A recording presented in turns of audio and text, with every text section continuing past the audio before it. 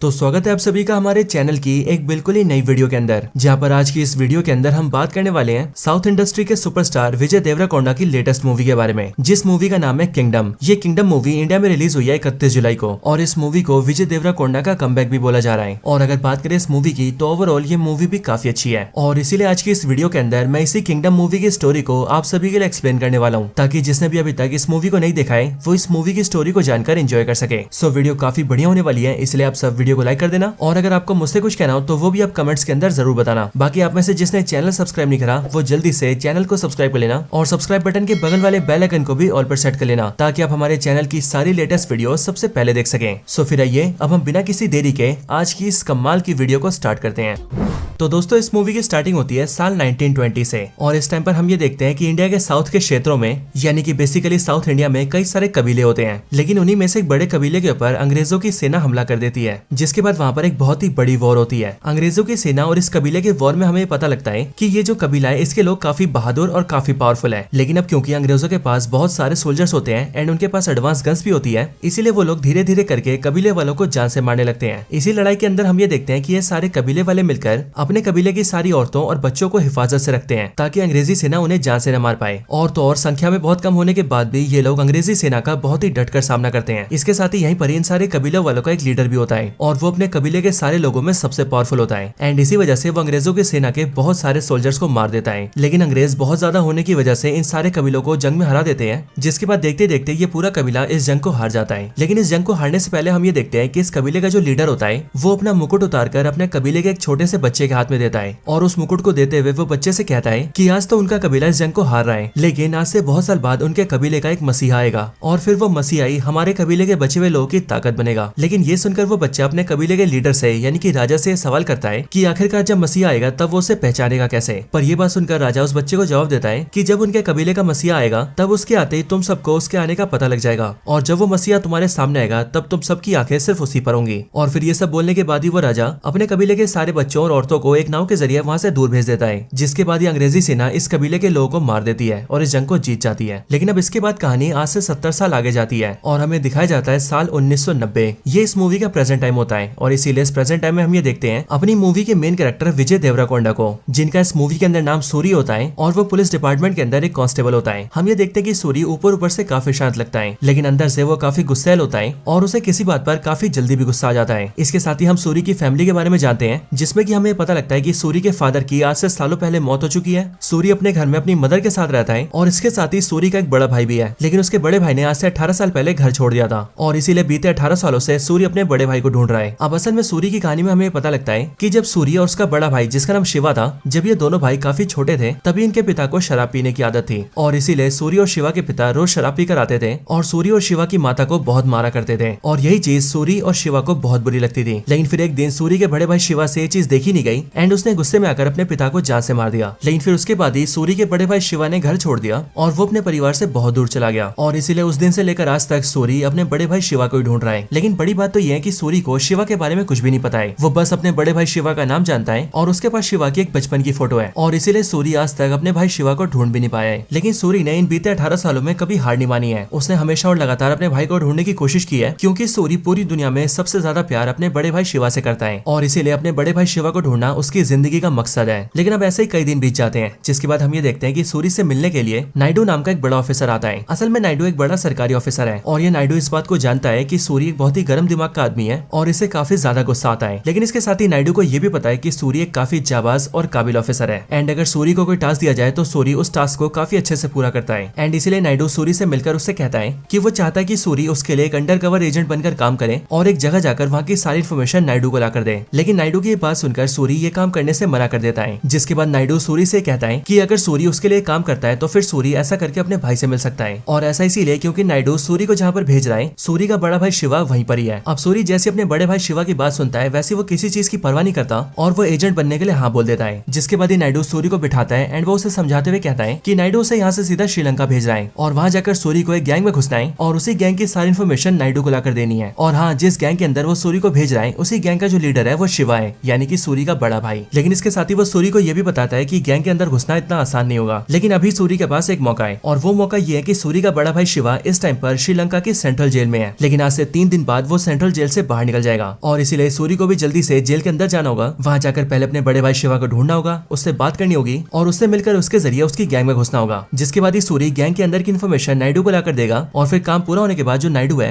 वो सूरी के बड़े भाई शिवा को छोड़ देगा, जिसके बाद सूरी और शिवा अपने साथ रह सकते हैं। अब इसके बाद ही नायडू सूरी की काफी तगड़ी ट्रेनिंग करवाता है। वो उसे जेल के सारे तौर तरीके सिखाता है, अंदर की सारी बात बताता है और फिर वो किसी तरीके से सूरी को भी श्रीलंका की सेंट्रल जेल में डलवा देता है। अब इधर दूसरी तरफ श्रीलंका में हमें यहाँ की सारी स्टोरी पता लगती है और बेसिकली हम शिवा की उस गैंग के बारे में जानते हैं जिसके बारे में नायडू बात कर रहा था। हमें पता लगता है कि श्रीलंका के जाफरा में एक गैंग है जो गैंग बेसिकली गोल्ड को स्मगल करने का काम करती है और इस गैंग को यहाँ के गैंग के सारे लोग कार्टेल कहते हैं। असल में इस कार्टेल के जितने भी मेंबर्स हैं वो काफी पावरफुल लोग हैं और उनके जो लिंक्स है वो दुनिया भर में है और इसीलिए जाफरा के इस कार्टेल के पास हांगकांग से गोल्ड आता है, जिस गोल्ड को वो इलीगल तरीके से इंडिया के अंदर लाते हैं। लेकिन दोस्तों इन सबके साथ ही हमें श्रीलंका से पास ही एक आइलैंड के बारे में भी पता लगता है, जो आइलैंड श्रीलंका के जाफरा से सिर्फ 2 किलोमीटर दूर होता है। हम ये जानते हैं कि जाफरा के पास जो आइलैंड है इसका नाम दिबी है और इस दिबी आइलैंड पर जो भी लोग रहते हैं वो उसी कबीले के लोग हैं जिस कबीले के सारे मर्दों को साल 1920 में अंग्रेजी सेना ने मार दिया था। क्योंकि अगर आपको याद हो तो उस कबीले के राजा ने मरने से पहले अपने कबीले की सारी औरतें और सारे बच्चों को नाव में बिठाकर उन सभी को साउथ इंडिया से बहुत दूर भेज दिया था। लेकिन उसके बाद हमें पता लगता है कि जिस नाव से वो सारी औरतें और सारे बच्चे ट्रेवल कर रहे थे वो नाव सीधा श्रीलंका पहुंचती है। लेकिन श्रीलंका में उन कबीले के लोगों को रहने नहीं दिया जाता, जिसके बाद ये मजबूरी में आकर उस कबीले के लोगों को इसी दिबी आइलैंड पर रहना पड़ता है और फिर तब से लेकर अब तक ये दिबी आइलैंड उस कबीले के लोगों का घर बनता है। लेकिन दोस्तों हमें पता लगता है कि ये जो दिबी आइलैंड है इस पर काफी हद तक कार्टेल का इन्फ्लुएंस है और इसीलिए इस दिबी आइलैंड के लिए कई सारे रूल्स बनाए गए हैं, जिसमें से कुछ रूल्स ये भी है कि इस दिबी आइलैंड पर जो भी लोग रहते हैं उनमें से कोई भी औरत इस आइलैंड से बाहर नहीं जा सकती है और इसीलिए आइलैंड से बाहर जाने का जो अधिकार है वो आइलैंड के मर्दों को ही है। इसके साथ ही यहीं पर हम ये भी जानते हैं कि कार्टेल गैंग वाले जो भी गोल्ड हांगकांग से मंगवाते हैं वो सारा गोल्ड हांगकांग से सीधा श्रीलंका नहीं जाता, बल्कि श्रीलंका पहुंचाने से पहले उस सारे गोल्ड को सीधा दिबी आइलैंड पर उतारा जाता है और फिर उसके बाद ही सिस्टमैटिक तरीके से वो श्रीलंका पहुंचता है। और रही बात सूरी के बड़े भाई शिवा की, तो शिवा भी कार्टेल गैंग का काफी इंपॉर्टेंट मेंबर है और इसीलिए दिबी आइलैंड पर जो भी गोल्ड उतारा जाता है उसकी सारी जिम्मेदारी शिवा की होती है, यानी कि वहाँ का सारा मैनेजमेंट शिवा देखता है। लेकिन इसके साथ ही जो शिवा है उसकी दिबी आइलैंड के लोगों से काफी अच्छी जान पहचान है। वो दिबी आइलैंड के सारे कबीले वालों को अपना परिवार मानता है और तो और दिबी आइलैंड के सारे लोग भी शिवा से काफी प्यार करते हैं। इसके साथ ही शिवा की खुद की भी एक फैमिली है जिसमें उसकी एक वाइफ और एक छोटा सा बेटा है। और दोस्तों हम ये भी जानते हैं कि शिवा का जो बेटा है उसने उसका नाम सूरी रखा है और ऐसा इसीलिए क्योंकि शिवा भी अपने छोटे भाई सूरी से बहुत प्यार करता है एंड इसीलिए वो हर रोज अपने भाई को याद करता है और उसके लिए रोया भी करता है और इसी वजह से उसने अपने बेटे का नाम भी सूरी रखा है ताकि वो उसके जरिए अपने छोटे भाई को हमेशा याद करता रहे और उसे हमेशा अपने छोटे भाई सूरी का नाम सुनाई देता रहे। और दोस्तों रही बात सूरी को यहाँ पर भेजने की, तो ऑफिसर नायडू ने सूरी को यहाँ पर इसीलिए भेजा है क्योंकि नायडू को एक खबर मिली थी कि आने वाले कुछ टाइम में हांगकांग से दिबी आइलैंड पर बहुत ही बड़ा गोल्ड का कंसाइनमेंट आने वाला है और ऑफिसर नायडू इसी इलीगल गोल्ड के कंसाइनमेंट को इंडिया में लीगल तरीके से आने से रोकना चाहता है। लेकिन जाहिर है कि इस बड़े से गोल्ड के कंसाइनमेंट को पकड़ने के लिए ऑफिसर नायडू को इसकी इन्फॉर्मेशन चाहिए होगी और इसकी इन्फॉर्मेशन हासिल करने के लिए उसने सूरी को यहाँ भेजा है। अब दोस्तों इसके बाद सीन शिफ्ट होता है और हम सीधा सूरी को देखते हैं जो कि इस टाइम पर सक्सेसफुल तरीके से श्रीलंका की सेंट्रल जेल में आ जाता है। अब सेंट्रल जेल में आने के बाद सूरी ये देखता है कि इस जेल में हजारों कैदी हैं और इसलिए इन हजारों कैदियों के बीच अपने बड़े भाई शिवा को ढूंढना उसके लिए इम्पॉसिबल सी बात होती है। लेकिन इसके लिए सूरी एक रास्ता निकालता है और वो धीरे धीरे करके इस जेल के कुछ लोगों से फाइट करने लगता है। यहाँ शुरुआत की कुछ फाइटों में तो सूरी सबको पेल देता है, लेकिन फिर इसके बाद काफी सारे लोग मिलकर यहाँ पर शिवा को बुलाते हैं, जिसके बाद सूरी और शिवा की फाइट होती है। अब यहाँ शिवा से फाइट करते हुए सूरी ये समझ जाता है कि उसके सामने खड़ा शिवा उसका बड़ा भाई शिवा ही है और इसीलिए 18 साल बाद अपने बड़े भाई शिवा को देखकर सूरी को काफी खुशी होती है। लेकिन शिवा जो कि सूरी को नहीं जानता था वो बेरहमी से सूरी को मारने लगता है और मारते मारते वो सूरी की गर्दन भी दबाने लगता है। लेकिन फिर इसी टाइम पर सूरी शिवा से कहता है कि अभी वो उसे मारकर पूरी तरह से खत्म कर दे, क्योंकि अगर तूने मुझे जिंदा छोड़ा तो फिर उसके बाद मैं तुझे जान से मार दूंगा। अब शिवा जैसे सूरी के मुंह से इस बात को सुनता है वैसे उसे अपने बचपन की याद आती है और वो ये याद करता है कि जब वो छोटा था और अपने छोटे भाई सूरी के साथ खेलता था तब खेल खेल में उसका छोटा भाई सूरी उससे ये बात कहा करता था और इसीलिए इस बात को सुनते ही शिवा ये समझ जाता है कि जिसकी वो गर्दन दबा रहा है वो उसका छोटा भाई सूरी है और फिर इसीलिए शिवा सूरी को छोड़ देता है। और जब सूरी को मारने के लिए और भी कई सारे कैदी आते हैं तब शिवा उन सबको भी रोक देता है। इसके बाद शिवा सारे कैदियों को ये बताता है कि सूरी उसका छोटा भाई है जो कि आज उसे बहुत सालों बाद मिला है। इसके बाद सूरी और शिवा दोनों एक दूसरे से मिलकर काफी खुश होते हैं और साथ ही वो एक दूसरे से आपस की कई सारी बातें भी करते हैं, जिसमें कि सूरी को पता लगता है कि शिवा ने शादी कर ली है, उसका एक छोटा बेटा भी है और उसका नाम भी सूरी है। लेकिन दोस्तों रही बात सूरी की, तो सूरी शिवा से एक झूठ बोलता है और वो झूठ ये होता है कि सूरी शिवा से कहता है कि उनकी माँ मर चुकी है, जबकि शिवा और सूरी की माँ अभी भी जिंदा होती है। और यहाँ पर सूरी शिवा से ऐसी बात इसलिए कहता है ताकि सूरी शिवा के सामने अपने आप को अकेला साबित कर सके और वो शिवा के साथ जा सके। इसके बाद ही शिवा सूरी से कहता है कि कल उसकी बेल हो रही है, लेकिन फिर इसके साथ ही वो सूरी को एक पता देता है, जिसके बाद वो कहता है कि जैसी सूरी की भी बेल हो वैसी वो इस पते पर आए। अब इसके बाद अगले दिन जैसे शिवा जेल से बाहर निकलता है वैसी वो जल्दी से सूरी की भी बेल करवा देता है और वो सूरी को भी जेल से बाहर निकलवा देता है। जिसके बाद सूरी जल्दी से अपने भाई के बताए हुए पते पर जाता है और उससे मिलता है। अब सूरी को ये पता लगता है कि उसका बड़ा भाई इस टाइम पर श्रीलंका में नहीं बल्कि वो यहाँ से 2 किलोमीटर दूर एक दिबी आइलैंड पर है और सूरी को भी इस टाइम पर उसके भाई के पास वहीं पर ले जाया जाएगा। लेकिन इस टाइम पर जो सूरी होता है वो यहाँ की सारी चीजों पर नोटिस कर रहा होता है और धीरे धीरे करके यहाँ की सारी चीजों की इन्फॉर्मेशन ले रहा होता है। इसके बाद ही सूरी एक मार्केट एरिया के पास आता है और सूरी को ये पता लगता है कि इसी मार्केट एरिया के पास है जितनी भी शिप्स निकलती है उन्हीं में बैठकर यहाँ के लोग दिबी आइलैंड जाते हैं। लेकिन इसके साथ ही सूरी को यहाँ के कार्टेल की काफी और इन्फॉर्मेशन पता लगती है। सूरी ये जानता है कि ये जो कार्टेल है इसके लिए उसका बड़ा भाई शिवा भी काम करता है। लेकिन इस पूरे कार्टेल का जो लीडर है उसका नाम उड़ियप्पन है और ये उड़ियप्पन नाम का जो आदमी है ये बहुत ही पावरफुल और बहुत ही खतरनाक आदमी है। एंड इसी उड़ियप्पन के 2 बेटे भी हैं जिनमें से एक बेटा हांगकांग के अंदर सारा गोल्ड संभालता है और दूसरा बेटा यहाँ पर सारा काम संभालता है जिसका नाम है मुरुगन। इसके साथ ही उड़ियप्पन के कार्टेल में बहुत सारे लोग काम करते हैं और वो सब के सब उड़ियप्पन के लिए काफी वफादार है। लेकिन हमें यहाँ पर इस मुरुगन के बारे में भी ये बात पता लगती है कि ये मुरुगन अपने फादर उड़ियप्पन से भी ज्यादा खतरनाक है और साथ ही साथ ये दिबी आइलैंड के लोगों से बहुत ज्यादा नफरत भी करता है और वो हमेशा इसी मौके की तलाश में रहता है कि कब उसे दिबी आइलैंड के सारे लोगों को मारने का मौका मिल जाए। लेकिन अब इसके बाद ही कहानी शिफ्ट होती है और सूरी सीधा दिबी आइलैंड पहुंचता है। यहाँ दिबी आइलैंड आने के बाद हमें सबसे पहले एक बैरागी बाबा मिलता है। एक्चुअली में ये एक बूढ़ा सा सेज होता है जिसे सभी लोग बैरागी बाबा बोलते हैं, बट स्टोरी में हमें यहाँ पर ये पता लगता है कि ये बैरागी बाबा असल में वही छोटा सा बच्चा है जिसे आज से 70 साल पहले कबीले के राजा ने अपना मुकुट दिया था और राजा ने इसी से ये कहा था कि एक न एक दिन मसीहा जरूर आएगा और इसीलिए कबीले से ये बैरागी बाबा ही वो आदमी है जो कि मसीहा को पहचानेगा। अब इसके बाद सूरी भी इसी दिबी आइलैंड पर अपने भाई के साथ रहना स्टार्ट कर देता है। लेकिन दोस्तों इसी टाइम पर हमें श्रीलंका के जाफरा में एक लड़की दिखती है जो लड़की एक्चुअली में एक डॉक्टर होती है एंड उसका नाम होता है डॉक्टर अनु। लेकिन कुछ टाइम बाद ये बात रिवील होती है कि ये डॉक्टर अनु भी एक एजेंट है जिसे यहाँ पर एजेंटगिरी करने के लिए नायडू ने भेजा है और ये यहाँ पर बेसिकली सूरी के साथ मिलकर काम कर रही है। इसीलिए सूरी को दिबी आइलैंड के अंदर जो भी जानकारी मिलती है सूरी वो सारी की सारी जानकारी सीधा इस डॉक्टर अनु को देता है और ये डॉक्टर अनु उस सारी जानकारी को नायडू को देती है। अब इधर कुछ दिन बाद ही सूरी को पता लगता है कि यहाँ दिबी आइलैंड पर एक ऐसी जगह है जहाँ पर कुछ ही दिन बाद हांगकांग से काफी सारा गोल्ड आने वाला है और इसीलिए उस जगह के बारे में पता लगता है सूरी जल्दी से उस बारे में डॉक्टर अनु को बताता है और डॉक्टर अनु जल्दी से इस बारे में नायडू को बताती है। अब फिर इन सबके कुछ दिन बाद ही सूरी, शिवा और शिवा के काफी सारे लोग मिलकर सीधा दिबी आइलैंड के उसी लोकेशन पर जाते हैं जहाँ पर हांगकांग से गोल्ड आने वाला था। लेकिन जब वो लोग बोट से वहाँ पर पहुंचते हैं तब गोल्ड उठाने से पहले वो लोग ये देखते हैं कि उस जगह पर श्रीलंका की नेवी आ गई है जो कि वहाँ पर आकर फायरिंग स्टार्ट कर देती है और फिर इसी वजह से शिवा, सूरी और सारे लोगों को वहाँ से बचकर भागना पड़ता है एंड श्रीलंका की नेवी उस सारे गोल्ड को कैप्चर कर लेती है और अपने अड्डे पर ले जाती है। अब इधर ये खबर जल्दी से कार्टेल तक पहुंचती है जिसके बाद ही कार्टेल के लीडर उड़ियप्पन और कार्टेल के सारे मेंबर्स को ये बात पता लगता है वो लोग काफी गुस्सा होते हैं। लेकिन साथ ही वो लोग थोड़ा सा हैरान भी होते हैं क्योंकि उनके कार्टेल का गोल्ड आज से पहले कभी पकड़ा नहीं गया था और इसीलिए वो लोग इस बात को भी समझ जाते हैं कि हो ना हो उनके गोल्ड की इन्फॉर्मेशन किसी ने दी है जिस इन्फॉर्मेशन की वजह से श्रीलंका की नेवी वहाँ पर आई थी। जिसका मतलब यही होता है कि उन सबके कार्टेल में कोई ना कोई गद्दार छुपा हुआ है, वो गद्दार जो कि श्रीलंका की नेवी से मिला है और उसी ने नेवी को ये सारी खबर दी है। अब दोस्तों कार्टेल की मीटिंग में ये लोग ये सब डिस्कस कर ही रहे होते हैं कि तभी यहाँ पर सूरी कहता है कि उसके पास एक रास्ता है और वो रास्ता ये है कि वो लोग अपना गोल्ड श्रीलंकन नेवी के अड्डे से उड़ाएंगे, यानी कि वो लोग श्रीलंका नेवी के बेस पे घुसेंगे और वहाँ से अपना गोल्ड निकाल लेंगे। अब सूरी का ये प्लान सबको काफी पसंद आता है इसीलिए कार्टेल के सारे लोग इस बात के लिए मान जाते हैं। लेकिन यहीं पर ही सूरी एक शर्त रखता है एंड वो कार्टेल के लोगों से कहता है कि अगर उसने अपने बताए हुए तरीके से श्रीलंकन नेवी से गोल्ड निकाल लिया तो फिर वो कार्टेल से अपनी डिमांड चाहता है। असल में वही जानता है कि दिबी आइलैंड की औरतों को आइलैंड से बाहर जाना अलाउड नहीं है। लेकिन अभी हाल ही में आइलैंड की एक औरत ने एक बच्चे को जन्म दिया है जो कि एक बेटा था और अब क्योंकि वो बेटा था इसलिए उस बच्चे को आइलैंड से बाहर ले जाकर हॉस्पिटल ले जाया गया। लेकिन उस बच्चे की जो माँ है जो कि अभी आइलैंड पर है वो अपने बेटे को देखना चाहती है और इसीलिए मेरी ये डिमांड है कि अगर मैं गोल्ड वापस ले आता हूँ तो दिबी आइलैंड की उस औरत को उसके बेटे को देखने के लिए आइलैंड से बाहर जाने दिया जाए। अब हम ये देखते हैं कि उड़ियप्पन और बाकी सारे कार्टेल मेंबर्स इस बात के लिए मान जाते हैं। लेकिन इस बात को सुनकर उड़ियप्पन का बेटा मुरुगन काफी ज्यादा गुस्सा होता है क्योंकि एज ऑफ कोर्स वो दिबी आइलैंड के लोगों से बहुत ज्यादा नफरत करता है, इसीलिए उसे ये प्रस्ताव पसंद नहीं आता। लेकिन अपने फादर उड़ियप्पन के रहते वो सूरी को रोक नहीं पाता है। अब इसके बाद ही सूरी अपने बड़े भाई शिवा और उसके कई सारे साथियों के साथ मिलकर एक टीम बनाता है और वो धीरे धीरे करके श्रीलंका के बेस पर नजर रखता है और वहाँ के सारे ऑफिसर्स को मॉनिटर करता है। इसके बाद वो आसपास की सारी जानकारी ले लेता है एंड साथ ही उसे ये भी पता लगता है कि अब से कुछ ही दिन बाद नेवी वाले अपने बेस से इस गोल्ड को शिफ्ट करने वाले हैं और इसीलिए सूर्य प्लान करता है कि वो लोग जैसे ही गोल्ड को शिफ्ट करेंगे वैसे ही वो लोग अपने गोल्ड को हासिल कर लेंगे। अब इसके बाद जैसे ही नेवी वाले गोल्ड को शिफ्ट करने लगते हैं वैसे ही सूर्य भी नेवी ड्रेस में आ जाता है और अपने साथियों को भी नेवी की ड्रेस पहना देता है। जिसके बाद वो उनके पास जाता है एंड सीधा उन पर हमला करके सारे गोल्ड को कैप्चर कर लेता है। इसके बाद वो गोल्ड के ट्रक को सीधा वहाँ से ले जाने लगते हैं और जल्दी से उसे कार्टेल तक पहुंचाते हैं। लेकिन रास्ते में वो लोग ये देखते हैं कि एक ब्रिज पर चेकिंग हो रही होती है और वैसे नॉर्मली तो इस ब्रिज पर कभी चेकिंग नहीं होती, लेकिन इन्होंने भी ये चेकिंग सिर्फ आज के दिन देखी होती है। अब ये सब देखकर शिवा जल्दी से अपने सारे आदमियों को वहाँ से उतार देता है और ट्रक से उतारकर उन सबको छुपने के लिए कहता है। साथ ही वो सूरी से भी कहता है कि हम लोग भी ट्रक को छोड़कर छुप जाते हैं और यहाँ से भाग जाते हैं। लेकिन सूरी शिवा से कहता है कि वो किसी भी हाल में इस ट्रक को पार करवाएगा और वो इस ट्रक के सारे गोल्ड को अपने हाथ से जाने नहीं देगा। अब इसके बाद ही सूरी जल्दी से ट्रक की स्पीड बढ़ाता है और वो चेक पोस्ट को तोड़कर वहाँ से निकल जाता है। लेकिन अब क्योंकि चेक पोस्ट पर श्रीलंका की आर्मी होती है इसीलिए वो अपने वेपन से उनके ट्रक पर हमला कर देती है और इसलिए ये चीज देखकर सूर्य समझ जाता है कि हो ना हो अब वो यहाँ से नहीं भाग सकता है एंड फिर इसके लिए वो अपने भाई के साथ यहाँ पर सरेंडर कर देता है और सीधा आर्मी के पास आता है। लेकिन दोस्तों मूवी में पीछे हमें पता लगता है कि ऑफिसर नायडू ने सूरी से उनसे कहा था कि अगर कभी भी तुम्हें श्रीलंका की आर्मी या नेवी पकड़ ले तो तुम्हें उनसे कहकर एक नंबर पर फोन करवाना है और उस नंबर पर फोन करके तुम्हें कोड वर्ड बताना है, व्हाइट सैंड। और तुम जैसे ये कोड बताओगे वैसे आर्मी वाले तुम्हें छोड़ देंगे, क्योंकि इस कोड को सुनते ही वो लोग ये समझ जाएंगे कि तुम इंडिया के एक एजेंट हो जो कि यहाँ पर काम करने आए हो। इसके बाद प्रेजेंट में सूरी बिल्कुल ऐसा ही करता है और वो आर्मी वालों से कहकर एक नंबर पर फोन करवाता है एंड उनसे कोड कहता है, व्हाइट सैंड। जिसके बाद हम ये देखते हैं कि आर्मी वाले सूरी और उसके भाई शिवा को छोड़ देते हैं और वो दोनों अपने ट्रक का गोल्ड लेकर वहाँ से चले जाते हैं और कार्टल तक पहुंचते हैं। लेकिन दोस्तों यहाँ पर शिवा ये सब देखकर काफी हैरान होता है और साथ ही वो सूरी के बारे में ये भी जान जाता है कि उसका छोटा भाई सूरी एक इंडियन एजेंट है जो कि यहाँ पर कार्टल की इन्फॉर्मेशन निकालने आया है। लेकिन इधर कार्टल वाले गोल्ड को देखकर काफी खुश होते हैं। इसके साथ ही वादे के अनुसार वो लोग दिबी आइलैंड की औरत को भी आइलैंड से बाहर जाने देते हैं, जो चीज देखकर आइलैंड के सारे लोग भी बहुत खुश होते हैं क्योंकि ये चीज सालों से उनके आइलैंड पर कभी नहीं हुई थी। लेकिन सूरी का जो बड़ा भाई शिवा होता है वो उस बारे में सोच रहा होता है और फिर इसीलिए वो सीधा सूरी से बात करता है एंड वो उससे कहता है कि तुझे यहाँ से जल्द निकल जाना चाहिए क्योंकि तू एक इंडिया का एजेंट है। और इसीलिए अगर दिबी आइलैंड के लोगों को या फिर कार्टल के लोगों को ये पता लग गया, स्पेशली मुरुगन को ये पता लग गया कि तू इंडिया का एजेंट है, तो वो सब तुझे जान से मार देंगे और कोई भी तुझे मारने से पहले एक बार भी नहीं सोचेगा। लेकिन ये बात सुनकर सूरी मानता नहीं है एंड वो अपने बड़े भाई शिवा से कहता है कि वो यहाँ से वापस अकेला जाने के लिए नहीं आए, बल्कि वो यहाँ पर अपने बड़े भाई यानी कि शिवा को लेने आए। इसीलिए वो इस जगह से अपने भाई शिवा, अपनी भाभी और अपने भतीजे के साथ ही जाएगा। लेकिन ये बात सुनकर शिवा सूरी से कहता है कि मुझे सिर्फ इसी जगह पर रहना है, इसीलिए मैं यहीं पर रहूंगा और यहाँ पर धोखाधड़ी तूने की है, इसीलिए तुझे यहाँ से निकल जाना चाहिए। अब दोस्तों हम ये देखते हैं कि दिबी आइलैंड के लोग इस टाइम पर काफी खुश होते हैं और इसीलिए वो लोग यहाँ पर काफी हंस खेल रहे होते हैं। लेकिन इसी टाइम पर हम ये देखते हैं कि जो सूरी का बड़ा भाई शिवा है उसका एक पक्का दोस्त होता है जिसका नाम होता है सिंगा। और ये सिंगा यहाँ पर एक आदमी को लेकर आता है और वो उसे यहाँ पर बुरी तरह से पीटने लगता है। जिसके बाद पूछे जाने पर यह पता लगता है कि नेवी वालों को गोल्ड की इन्फॉर्मेशन इसी आदमी ने दी थी और इसी की इन्फॉर्मेशन की वजह से नेवी वालों ने उनके गोल्ड को कैप्चर किया था। हालांकि यहीं पर हमें यह भी पता लगता है कि इससे पहले सिंगा ने शिवा के छोटे भाई सूरी पर शक किया था, क्योंकि जो सूरी था वो गैंग में काफी नया था। इसीलिए सिंगा को ऐसा लग रहा था कि हो ना हो सूरी को इन्फॉर्मर है जिसने नेवी वालों को एक खबर दी है। लेकिन आज के दिन सिंगा ने असली खबरी को पकड़ लिया था। अब हालांकि दोस्तों इसके बाद हम मुरुगन को देखते हैं जो कि दिबी की किसी औरत के आइलैंड से बाहर जाने से बहुत ज्यादा आग बबूला हो गया था। यहाँ तक कि वो इतना ज्यादा गुस्सा हो गया था कि उसने सीधा जाकर अपने फादर उड़ियप्पन को भी जान से मार दिया, क्योंकि मुरुगन को ऐसा लग रहा था कि उसका फादर उड़ियप्पन दिबी के लोगों को सपोर्ट कर रहा है और वो उसे अपना मान रहा है और ऐसी हमदर्दी मुरुगन बिल्कुल बर्दाश्त नहीं कर सकता था। इसीलिए मुरुगन ने अपने फादर उड़ियप्पन को मारा और सीधा कार्टल का हेड बन गया। अब बाकी दोस्तों इन सब के बाद ही हम ये देखते हैं कि ऑफिसर नायडू सीधा सूरी से मिलता है और वो सूरी से कहता है कि मुझे इन्फॉर्मेशन मिल चुकी है कि हांगकांग से जो गोल्ड का बड़ा कंसाइनमेंट आ रहा है उसकी सारी डिटेल्स उसके बड़े भाई शिवा तक पहुंच चुकी है और इसीलिए नायडू चाहता है कि सूरी अपने बड़े भाई शिवा के पास जाए और उसके जरिए कंसाइनमेंट की डिटेल्स निकाल कर लाए। यहाँ तक कि नायडू सूरी को धमकी भी देता है कि अगर सूरी ने ऐसा नहीं किया तो फिर वो दिबी आइलैंड के कबीले वालों को ये बात बता देगा कि उसका बड़ा भाई शिवा ही खबरी है और इसलिए ये सुनकर आइलैंड के लोग ही उसके बड़े भाई को जान से मार देंगे। अब असल में नायडू सूरी से ऐसा इसीलिए कहता है क्योंकि नायडू सूरी पर बहुत ज्यादा गुस्सा होता है और वो भी इसीलिए क्योंकि सूरी नायडू के हिसाब से काम नहीं कर रहा था। सूरी अब तक कई सारे नियम तोड़ चुका था, जैसे कि उसने फौजियों पर हमला किया, उसने चेक पोस्ट तोड़ा और तो और उसने श्रीलंका की नेवी से गोल्ड भी उड़ा लिया, जिस वजह से भारत देश के श्रीलंका से संबंध खराब हो गए और इसीलिए ये चीज देश के लिए गद्दारी है। एंड इसीलिए ये सब बोलकर नायडू सूरी पर बहुत ज्यादा गुस्सा होता है और उस पर अपना काम करने के लिए दबाव बनाता है। अब ये बात सुनकर सूरी जल्दी से शिवा के पास जाता है एंड वो उसे सारी बात बताता है, जिसके बाद वो शिवा से कहता है कि वो जल्दी से कंसाइनमेंट की डिटेल्स उसे दे दे ताकि वो डिटेल नायडू को पास कर दे और एक बार डिटेल लेने के बाद नायडू उसे यानी कि सूरी को और उसके भाई शिवा को छोड़ देगा, जिसके बाद वो दोनों यहाँ से दूर जाकर अपनी लाइफ जी सकते हैं। लेकिन दोस्तों हम ये देखते हैं कि शिवा ऐसा करने से मना कर देता है और वो सिंपली अपने छोटे भाई सूरी से ये बोलता है कि इस टाइम पर सिंगा इंडिया गया है और वो सूरी के बारे में डिटेल लेने गया है और जाहिर है कि सूरी के बारे में वो जानकारी आएगा। इसीलिए जैसे वो सूरी के बारे में जान गया है वैसे वो यहाँ पर आकर बहुत बड़ा बवाल करेगा और सूरी की सच्चाई सबको बता देगा कि सूरी इंडिया का एजेंट है, जिसके बाद न सिर्फ कार्टेल वाले बल्कि आइलैंड के लोग भी उसके दुश्मन बन जाएंगे और उसे जान से मार देंगे। इसीलिए शिवा ये चाहता है कि सूरी यहाँ से निकल जाए, लेकिन यहाँ पर सूरी उसकी बात नहीं मानता एंड वो शिवा से कहता है कि वो दुनिया में सबसे ज्यादा प्यार अपने बड़े भाई शिवा से ही करता है एंड इसीलिए वो शिवा के साथ रहना चाहता है। लेकिन यही बातों बातों में सूरी शिवा को ये भी बता देता है कि उसकी माँ मरी नहीं बल्कि जिंदा है और इसीलिए ये बात सुनकर शिवा बहुत ज्यादा गुस्सा होता है एंड वो सूरी को वहाँ से चले जाने के लिए कहता है। लेकिन शिवा के कहने पर भी सूरी वहाँ से जाता नहीं है और वो सीधा डॉक्टर अनु से मिलता है। बट डॉक्टर अनु इस बात को सुनकर सूरी को समझाती है कि आखिरकार वो क्यों अपने बड़े भाई शिवा के पीछे पड़ रहा है। उसका बड़ा भाई कोई भाई नहीं बल्कि एक राक्षस है, एक ऐसा राक्षस जिसने बचपन में अपने पिता को मार दिया था। लेकिन ये बात सुनकर सूरी बहुत ज्यादा गुस्सा होता है और वो डॉक्टर अनु को बताता है कि उसका बड़ा भाई शिवा कोई राक्षस नहीं है बल्कि वो बहुत अच्छा इंसान है। और रही बात उसके पिता को मारने की, तो उनके पिता को शिवा ने नहीं बल्कि सूरी ने मारा था। असल में जब हमारे बचपन में हमारे पिता शराब पीकर माता को मारते थे तब वो देखकर एक दिन मुझसे रहा नहीं गया और मैंने अपने पिता को जान से मार दिया। लेकिन मेरे बड़े भाई शिवा ने मेरी जान बचाने के लिए पिता को मारने का इल्जाम अपने सर पर ले लिया और वो वहाँ से भाग गया और उसने वो सब इसीलिए किया ताकि मैं और हमारी माँ सुकून से जी सके। मेरा भाई शिवा मुझसे बचपन से प्यार करता है और मैं जानता हूँ कि अभी भी उसके अंदर मेरे लिए प्यार है। लेकिन दोस्तों यहीं से कुछ दूर हम नायडू को देखते हैं और यहाँ ऑफिसर नायडू से मिलने के लिए मुरुगन का एक खास आदमी आता है जिसका नाम था सेल्वा। एंड हमें पता लगता है कि मुरुगन का एक खास आदमी सेल्वा असल में ऑफिसर नायडू का एजेंट ही है, जो कि सूरी और डॉक्टर अनु की तरह यहाँ पर छुपकर काम कर रहा है और उसने मुरुगन के साथ रहकर मुरुगन का भरोसा जीत रखा है। अब यहाँ पर ऑफिसर नायडू सेल्वा से कहता है कि वो मुरुगन को चेक पोस्ट पर होने वाली सारी बात बता दे और वो वो मुरुगन को ये बताए कि कैसे सूरी और शिवा वहाँ आर्मी वालों के सामने कोड वर्ड बोलकर बचे थे। सेल्वा ऐसा ही करता है और वो ये सारी बातें मुरुगन को बताता है, जिसके बाद ही मुरुगन को ये पता लग जाता है कि हो ना हो सूरी और शिवा में से कोई ना कोई इंडिया का एजेंट है। अब इसके बाद ही मुरुगन कार्टेल के सारे मेंबर्स को खाने के लिए बुलाता है, जिसके बाद खाना खाने के लिए वहाँ पर शिवा भी आता है। लेकिन यहीं पर ही मुरुगन शिवा के सामने उससे कहता है कि चेकपोस्ट पर होने वाली सारी बात वो जान चुका है और इसीलिए बस वो चुपचाप ये बात जानना चाहता है कि खबरी कौन है, वो या उसका छोटा भाई सूरी। अब हम ये देखते हैं कि शिवा अपने छोटे भाई सूरी की जान बचाने के लिए खबरी का इल्जाम अपने सर पे लेता है और वो मुरुगन से ये बोल देता है कि वो इंडिया का खबरी है। ये बात सुनकर मुरुगन कार्टेल के सारे लोगों के सामने प्रस्ताव रखता है कि अब उन्हें ना सिर्फ शिवा को मार देना चाहिए, बल्कि अब क्योंकि शिवा दिव्य आइलैंड के लोगों के साथ रहता है, इसीलिए आइलैंड के सारे लोग भी उसके जैसे ही होंगे। और इसीलिए मुरुगन कार्टेल के सारे मेंबर्स को इस बात पर मना लेता है कि कार्टेल के मेंबर्स मिलकर शिवा को और दिव्य आइलैंड के लोगों को जान से मार दे। इसके बाद ही मुरुगन और कार्टेल के सारे मेंबर्स मिलकर वहीं पर ही शिवा को जान से मार देते हैं और उसके साथ आए हुए आइलैंड के भी लोगों को जान से मार देते हैं। यहाँ तक कि सिर्फ यही नहीं बल्कि वो आइलैंड पर जाकर भी वहाँ के लोगों को मारने लगते हैं, जिसके बाद देखते देखते आइलैंड के बहुत सारे लोग मारे जाते हैं। इवन शिवा की वाइफ भी मारी जाती है, लेकिन शिवा का बेटा जिसका नाम भी सूरी होता है वो अभी भी जिंदा होता है। लेकिन तब भी हम देखते हैं कि आइलैंड के काफी सारे लोग जान बचा लेते हैं। इधर डॉक्टर अनु जल्दी से बात सूरी को बताती है, जिसके बाद सूरी जल्दी से आइलैंड पहुंचता है और वहां जाकर वहां के हालात देखता है। साथ ही साथ वो अपनी आंखों के सामने अपने बड़े भाई शिवा की लाश भी देखता है, जो देखकर सूरी को बहुत बड़ा धक्का लगता है। लेकिन अब सूरी इतना गुस्से में आ जाता है कि वो एक कसम खाता है कि अब वो मुरुगन और कार्टेल के लोगों को जान से मार देगा। इसके साथ ही यहीं पर ही गुस्से में आकर सूरी पास में रखी एक बड़ी सी नाव की रस्सी पकड़ता है और उसे खींचने लगता है और यहाँ पर सूरी पूरी बड़ी सी नाव को अकेले खींच लेता है। जिसके बाद ये चीज देखकर आइलैंड के सारे लोग सीधा सूरी को देखने लगते हैं और फिर ये चीज देखकर बैरागी भी समझ आता है कि हो ना हो सूरी उनका मसीहा है, बिल्कुल वही मसीहा जिसकी बात उसके कबीले के राजा ने की थी। और फिर अब इसके लिए आइलैंड के बचे हुए सारे लोग सूरी के साथ मिलते हैं और वो सूरी को अपना लीडर बनाकर उसका साथ देते हैं। इसके बाद सूरी और आइलैंड के सारे बचे हुए लोग हथियार उठाते हैं और फिर वो सीधा वहाँ से मुरुगन के अड्डे पर जाते हैं, जहाँ पर आने के बाद वो कार्टेल के मेंबर्स को मारते हैं और यहीं पर ही सूरी मुरुगन को भी जान से मार देता है और मुरुगन को मारकर उससे अपने बड़े भाई शिवा का बदला लेता है। अब इसके बाद ही आइलैंड के लोग काफी खुश होते हैं और वो सब के सब सूरी को अपना मसीहा मानते हैं। साथ ही साथ बैरागी बाबा भी आइलैंड के लोगों से कहता है कि सूरी यहाँ पर आया नहीं है, बल्कि सूरी को यहाँ पर किसी मकसद ने बुलाया है, एक ऐसा मकसद जो कि सूरी पूरा करेगा और इसीलिए सूरी हम सबका मसीहा है। और फिर ये सब बोलने के बाद ही बैरागी बाबा राजा का दिया हुआ मुकुट भी सूरी को पहनाता है। अब दोस्तों यहाँ पर ये मूवी एंडिंग की ओर आती है, लेकिन इस मूवी के खत्म होने के साथ ही मूवी में कई सारे बड़े बड़े सवाल छूटते हैं, जैसे कि सबसे पहले सिंघा जो कि इस टाइम पर इंडिया गया है ताकि वो सूरी के बारे में जान सके, और जाहिर है कि वो यहाँ पर वापस सूरी के बारे में जानने के बाद ही आएगा। लेकिन तब क्या होगा जब सिंघा कबीले के लोगों को ये बताएगा कि असली गद्दार सूरी ही है? क्या उसके बाद भी कबीले के लोग सूरी से प्यार करेंगे, उसे अपना मसीहा मानेंगे, या फिर वो लोग सूरी की जान ले लेंगे? लेकिन दोस्तों इसके साथ एक बड़ा सवाल ये भी है कि बेशक से उड़ियप्पन और उसका बेटा मुरुगन मारे गए हों, लेकिन उड़ियप्पन का एक और बेटा था जो कि हांगकांग में रहता था और अपने पिता और अपने भाई की मौत का बदला लेने के लिए वो वापस इंडिया आएगा और अब इसीलिए उड़ियप्पन का वो बेटा सूरी से बदला जरूर लेगा। लेकिन दोस्तों इन सबके साथ ही हमें यहाँ पर यह भी पता लगता है कि जो डॉक्टर अनु है उसे ये बात पता थी कि जिस रात को सूरी का बड़ा भाई शिवा मरने वाला है उस दिन शिवा को मार दिया जाएगा, लेकिन डॉक्टर अनु ने ये बात सूरी को नहीं बताई थी। अगर डॉक्टर अनु सूरी को ये बात बताती तो सूरी अपने बड़े भाई शिवा को मरने नहीं देता। लेकिन दोस्तों यहाँ पर सवाल भी यही है कि अगर डॉक्टर अनु की ये वाली बात सूरी को पता लगी तो सूरी हो ना हो डॉक्टर अनु को जान से मार देगा। लेकिन दोस्तों ये पूरी मूवी इन सारे सवालों के साथ ही खत्म हो जाती है और हमें पता लगता है कि अब इस मूवी के नेक्स्ट पार्ट भी आएंगे, जिसके अंदर हमें ना सिर्फ इन सारे सवालों के जवाब मिलेंगे बल्कि आगे की मूवीज में हम इसके आगे की कहानी को भी जानेंगे। बाकी दोस्तों आपको इस मूवी की स्टोरी कैसी लगी, हमारी वीडियो कैसी लगी, ये सारी चीजें आप कमेंट्स में जरूर बताना और अगर आपको वीडियो पसंद आई हो तो आप वीडियो को लाइक करना। बाकी जिन्होंने चैनल सब्सक्राइब नहीं करा वो चैनल को सब्सक्राइब करना और सब्सक्राइब बटन के बगल वाले बेल आइकन को ऑल पर सेट करना ताकि आप हमारे चैनल की सारी लेटेस्ट वीडियो सबसे पहले देख सकें। बाकी मैं आपसे मिलता हूँ ऐसी किसी और बेहतरीन वीडियो में, तब तक के लिए गुड बाय।